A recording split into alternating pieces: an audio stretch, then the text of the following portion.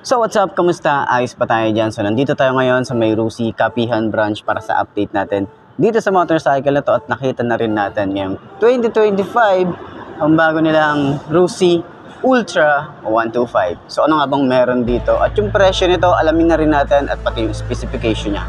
So tara, samahan nyo ako. Wakaraw na natin. Ayos na ayos yan.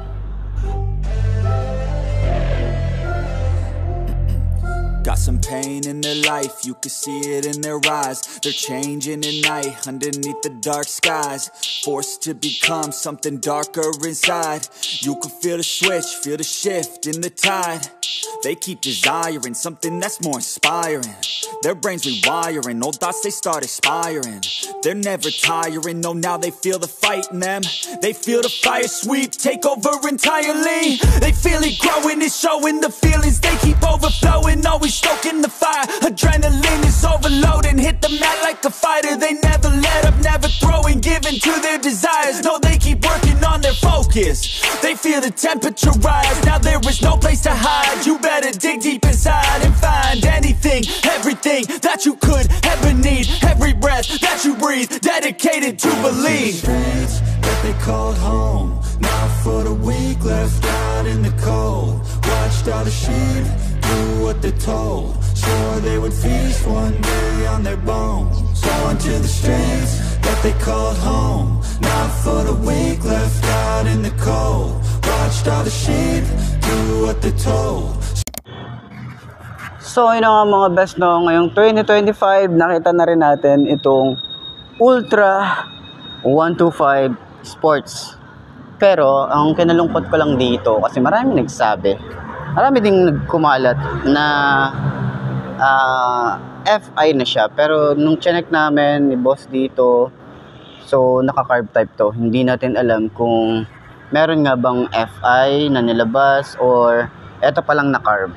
So syempre kung maglalabas ka nga naman ng alam niyo naman si Rusi pag naglalabas talaga is nauuna yung carb type bago yung FI. Diba? So malay naman natin, meron din silang pantapat sa mga XRM, ano pa ba yung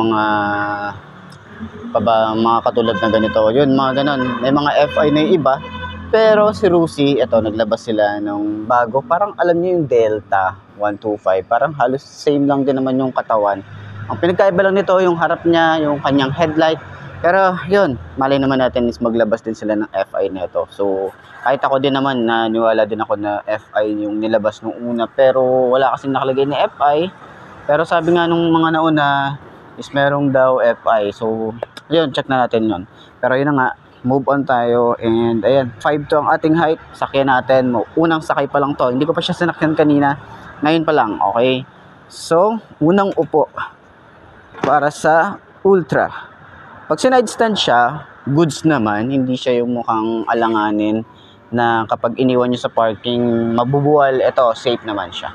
So, upuan na natin para sa 5 to na kagaya ko. Yun, no?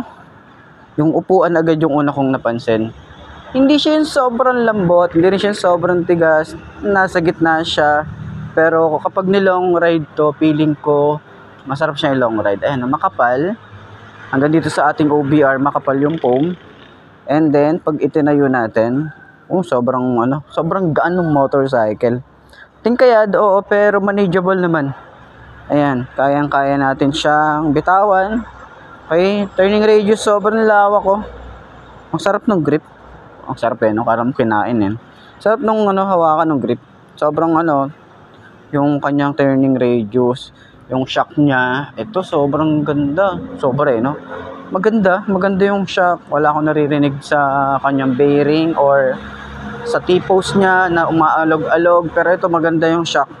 Kasi nga naman, kung yung shock mo is sobrang tigas, tapos magte-trail ka. Pwede nga pala itong ipang trail. Pero pwede itong pang city ride kasi naka-mugs. And then yung yung gulong niya or yung tires niya is naka-city. Okay, city tires. Okay. Yung mga talagang kung gusto yung pang trail, palitan nyo yung gulong, tapos palit kayo ng pang rim set. Ayan, pwede nyo itong ipang trail. Ayan. So, ganyan yung tsura natin. Okay, maluwag pa rito sa harap. Pwede tayo maglagay dito ng bracket para sa mga gamit natin kasi may mga bolts dito. Yan, pwede tayo maglagay ng gamit dyan. And then, pag maglo-long ride tayo, goods yan. Sobrang komportable. Tapos, ano lang siya, oh. Upright position. Ayan, kita nyo naman. Napakaganda nung ano natin dito, sitting position natin dito. Tapos yung angkas natin, maluwag din dito, di ba?